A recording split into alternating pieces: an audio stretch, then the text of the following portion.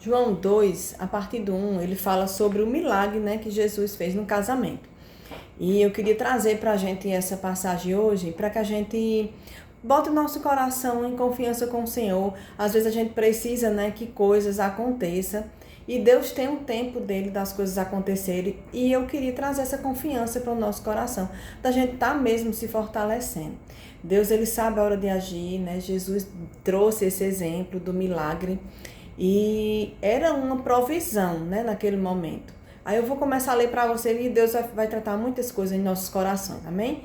A partir do 1, ele diz assim, ó: 3 dias depois houve um casamento em Caná da Galileia e estava ali a mãe de Jesus. E foi também convidado Jesus com seus discípulos. Olha esse detalhe.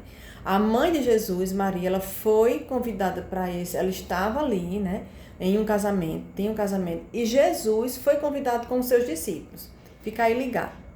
E tendo acabado o vinho, a mãe de Jesus lhes disse: eles não têm vinho. Respondeu Jesus: mulher, que tenho eu contigo? Ainda não é chegada a minha hora. Disse então sua mãe aos serventes: fazei tudo quanto ele vos disser. Eu queria parar e daqui a pouco a gente continua. Quando a gente olha aqui, quando a resposta de Jesus, né? A resposta de Jesus parece um pouquinho mal criada, né?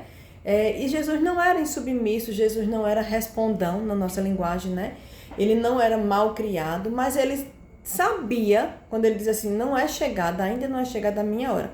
Ele sabia que ainda não era a hora dele agir, do milagre que Deus queria fazer e mostrar, levantar fé naquele povo naquele momento ali. Ele sabia o exato momento que Deus tinha e ele não tinha escutado de Deus que ele tinha que fazer aquilo. Porque Jesus diz em outra passagem que a comida e bebida dele era fazer a vontade de Deus. Então, ele tinha a hora certa de agir. Amém? Mas a gente não pode distorcer esse versículo e dizer que Jesus foi desobediente ou respondão, ele não obedeceu à mãe dele, porque Jesus ele deu exemplo em tudo. Então, Jesus ele só estava ali, né, dizendo a ela que ainda não era chegada a hora dele agir. E ela... prontamente, ela não teve uma chateação com Jesus como filho. Maria, ela sabia o que ela tinha gerado e o que ela tinha colocado no mundo e para que ela tinha colocado aquele filho no mundo, que era Jesus, né? Às vezes a gente esquece desses detalhes. Ela sabia que ele era o Salvador e ela sabia que ele ia ter ações, né, correspondente ao que Deus tinha de propósito para ele fazer na terra. Então, ela prontamente ela disse aos seus serventes: fazei tudo quanto ele vos disser. Às vezes a gente tem um pouco de dificuldade de obedecer, né? Quando alguém nos dá uma ordem, ou então quando a gente recebe uma diretriz de alguém. E eu queria trazer isso para você, eu queria trazer essa consciência de que às vezes o milagre ele está disfarçado de obediência. Amém? Então, primeiro a gente obedece para segunda, depois a gente viver o milagre. Primeiro a gente obedece para depois a gente viver aquilo que Deus tem para a nossa vida. Eu queria trazer isso para o teu coração. Que você esteja confiante no Senhor. O que é que Deus mandou você fazer? O que é que a sua liderança colocou nas suas mãos e confiou em suas mãos? Né? Então, quando a gente obedece, às vezes a gente obedece somente porque alguém mandou. A gente não sabe o porquê. O que é que vai acontecer? Mas o milagre acontece e as coisas, a provisão surge a partir de uma obediência. E eu queria trazer isso para o teu coração. Amém?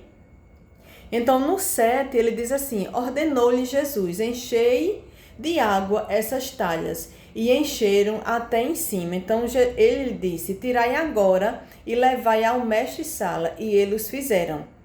Quando o mestre-sala provou a água tomada em vinho, não sabendo de onde era, se bem que o sabia que o servente tinha tirado a água, e chamou o mestre-sala ao noivo e disse: todo homem põe primeiro o vinho bom, e quando já tem bebido bem, então o inferior, mas tu guardaste até agora o bom vinho. O melhor, queridos, vai chegar em nossas vidas quando nós obedecermos às diretrizes que Deus fala. E às vezes Deus vai falar através de uma liderança. É importante a gente estar submetido a lideranças, porque lideranças elas estão revestidas de autoridade dada por Deus para nos dirigir, nos guiar no que a gente precisar, quando a gente não souber o que fazer. Amém? Então, coloca isso no teu coração. Entenda isso, que às vezes Deus vai usar lideranças e Deus vai usar para fazer um milagre na sua vida, aquilo que você está esperando.